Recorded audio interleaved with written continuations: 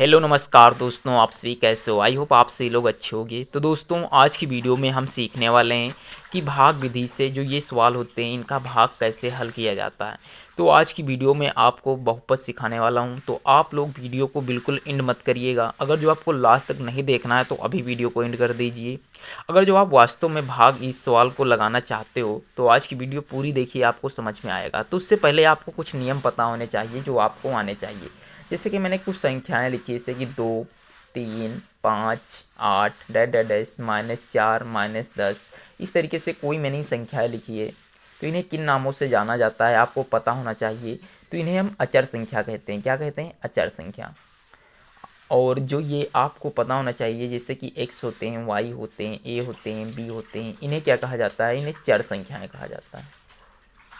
इसका मतलब ये होता है कि इनका मान कभी बदलेगा नहीं, बट इनका मान बदल जाता है। तो आपको ये पता हो गया होगा कि चर संख्या किसे कहते हैं और अचर संख्या किसे कहते हैं।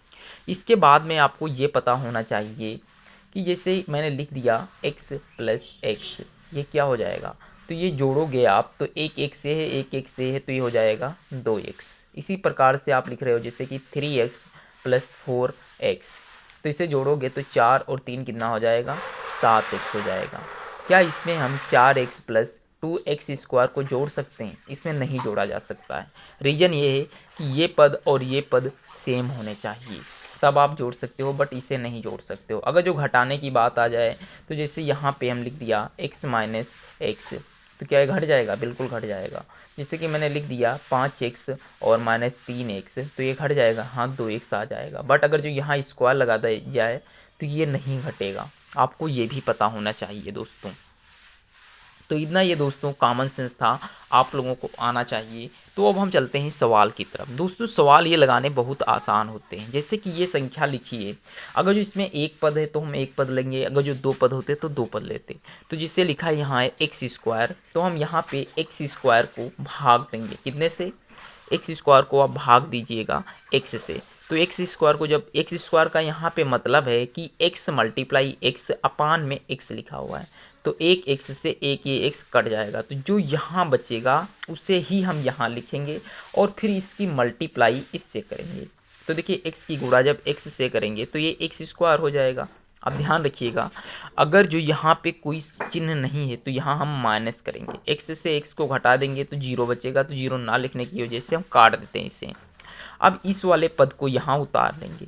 अब यहाँ पे आप एक ही पद क्यों उतारोगे? इसका रीज़न है, अगर जो यहाँ एक पद है तो यहाँ एक पद ही उतरेगा, यदि यहाँ दो पद होते तो यहाँ दो पद हम उतारते। तो ध्यान रखिएगा, अब यहाँ 3x बचा है। अब हम 3x जो बचा हुआ है, इस 3x को x से भाग देंगे। तो यहाँ पे x का मतलब है ये 3 इंटू एक्स मल्टीप्लाई x लिखा हुआ है, तो एक x से एक x कट गया, तो यहाँ जो बचता है हम वहाँ उतारेंगे। अब यहाँ पे अगर जो कोई चिन्ह नहीं आया तो हम प्लस लगा लेंगे। ठीक, अब देखिए 3 की मल्टीप्लाई इसमें करेंगे तो ये हो जाएगा, क्या हो जाएगा? 3x हो जाएगा ना, तो यहाँ हम लिख लेंगे 3x। ये भी प्लस का है, ये भी प्लस का है। अब यहाँ पे फिर घटा देंगे तो इससे ये वाली संख्या कट जाएगी। अब देखिए ये बचा हुआ है, इसे यहाँ उतार लेंगे 2। अब ध्यान रखिएगा, हम 2 को भाग देंगे x से। क्या 2x से भाग हो जाएगा? नहीं। अगर जो 2x से जहाँ पर संख्या भाग नहीं हो रही है तो समझ लीजिएगा कि हमारा सवाल हल हो चुका है और यही आंसर आ चुका है। तो दोस्तों जो इस सवाल का करेक्ट आंसर है वो है हमारा x प्लस का 3। तो दोस्तों आई होप आपको ये पहला क्वेश्चन समझ में आ गया होगा। अगर जो नहीं आया है तो चलिए नेक्स्ट क्वेश्चन को सीखते हैं, क्वेश्चन नंबर 2। तो ये दोस्तों क्वेश्चन नंबर 2 है। अब आपको इसको हल करना है। तो देखिए यहाँ पे दो पद हैं, x प्लस 4, और इसमें भाग देना है। तो हम यहाँ से एक पद लेंगे 2x² और इसको x से भाग देंगे। तो यहाँ पे 2x² का मतलब ये है, ये 2 लिखा है, मल्टीप्लाई में x, मल्टीप्लाई में x, बटे में x है, तो एक x से एक x कट गया। तो जो यहाँ पे बचा है ना, इसी से हम भाग देंगे। तो यहाँ पे हम 2x लिखेंगे। अब देखिए यहाँ पे एक पद है, बट इसकी गुणा हम यहाँ दोनों पदों में करेंगे। ठीक दोस्तों, तो देखिए 2x की गुणा x से करेंगे पहले, तो कितना हो जाएगा? 2x² हो जाएगा, फिर प्लस 2x की गुणा 4 में करेंगे तो ये हो जाएगा 8x। कितना हो जाएगा? 8x। अब देखिए यहाँ पे जब प्लस है तो यहाँ घटाना, यहाँ प्लस है तो यहाँ घटाना, इससे ये कट गया। अब 10x से 8x घटेगा तो कितना बचेगा? 2x ही तो बचेगा, तो 2x प्लस का 8। अब देखिए यहाँ पे फिर x है, तो हम 2x को x से भाग देंगे, तो एक x से एक x कट गया तो कितना बचा, 2 बचा, तो यहाँ हम प्लस लगाकर 2 लिखेंगे। अब 2 की गुणा इसमें करेंगे तो ये हो जाएगा 2x और प्लस का 2 चौकी 8 हो जाएगा।